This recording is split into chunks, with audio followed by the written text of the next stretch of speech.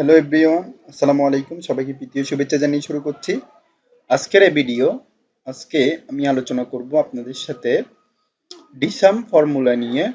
তো first of all আমি এখানে বলে রাখি যে ডিসাম ফর্মুলা কি। ডিসাম ফর্মুলা হচ্ছে একটা লুকআপ ফর্মুলা, যেটা হচ্ছে আপনি কোনো একটা আইটেম অপশন যদি এইখান থেকে প্রেস করেন, দেন হচ্ছে সে আইটেমের যতটা কোয়ান্টিটি আপনি এখানের মধ্যে উম, মানে ব্যয় করবেন বা এখান থেকে সেল করবেন, বা টোটাল হিসাবটা এক নামের উপরে বেস করে যতটা লিস্টিং, শুধুমাত্র মানে লিস্টিং টোটাল কতভাবে আসবে। ধরুন আমি এখানে ইউপিএসটা আমি একটু ড্রাগ করে দিচ্ছি, দেন হচ্ছে ইউপিএস এখানে ড্রাগ করে দিলাম।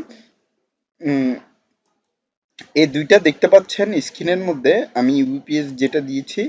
এই ইউপিএস গুলা যদি আমি টোটাল এইখানে মানে ধরুন এখানে কোয়ান্টিটিতে সেল করেছি 3, দেন হচ্ছে এখানে ইউপিএস, তারপরে হচ্ছে ফার্স্ট অফ অল 2, সেকেন্ড যেটা আমি কালার শেডিং দিয়েছি সেটাতে আমি দিয়েছি হচ্ছে 3। তো এখানে আমি চাচ্ছি টোটালি মানে চলে আসার জন্য, যাতে করে মোট কত এসেছে 5টা ইউপি মানে 5 অর্থাৎ 5টা কোয়ান্টিটি আমার আইটেম থাকবে ইউপিএস।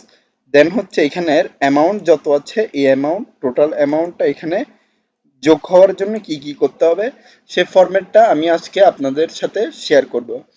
তো বেসিক্যালি আমি এখান থেকে আপনাদেরকে যে ফরম্যাটটা দেখাবো সেটা হচ্ছে ডিসাম ফর্মুলা, অর্থাৎ ডিসাম ফাংশন বলতে গেলে ইজিলি আপনারা করতে পারবেন। তো এখান থেকে আপনি যে ফরম্যাট দিবেন সেটা হচ্ছে আমি দিচ্ছি হচ্ছে ইউপিএস, তারপর হচ্ছে এখান থেকে আমি দিব হচ্ছে ইজুকাল টু, দেন আমি লিখব ডিসাম, দেন ফার্স্ট ব্র্যাকেট এখানে বলেছে আমার এখানে ডাটাবেস দেওয়ার জন্য, তাই আমি পুরা ডাটাটা এখান থেকে সিলেক্ট করে দিলাম। দেন হচ্ছে আমি এখান থেকে কমা দিব, কমা দেওয়ার পরে এখান থেকে আমার ফিল্ডটা দিব, অর্থাৎ আমি যে ফিল্ডটা চাচ্ছি সে ফিল্ডটাই দিব। এবার আমি কমা দিব, কমা দেওয়ার পরে আমার এখানে বলা হয়েছে ক্রাইটেরিয়া দিতে। তো ক্রাইটেরিয়ান যেহেতু রয়েছে সেটা আমি দিব। তো আমি এখান থেকে ক্রাইটেরিয়াটা হচ্ছে আমার আইটেম এবং ইউপিএস, যাতে করে এইগুলা আমি সিলেক্ট করার পরে কোয়ান্টিটির উপরে পুরা বেস করে সম্পূর্ণ সবকিছু চলে আসে। তো আমি এখান থেকে ব্র্যাকেট ক্লোজ দিয়ে এন্টার দিচ্ছি। তো এখানে দেখতে পাচ্ছেন আমার ইউপিএস টোটাল 5টা, অর্থাৎ এখানে 3 এবং 2। এবার আমি বের করব টোটাল অ্যামাউন্ট। টোটাল অ্যামাউন্ট বের করতে হলে এবার আমি আবার লিখব ডি সাম, দেন হচ্ছে ফার্স্ট ব্র্যাকেট, এখান থেকে আবার পুরো ডাটাবেসটা নিব।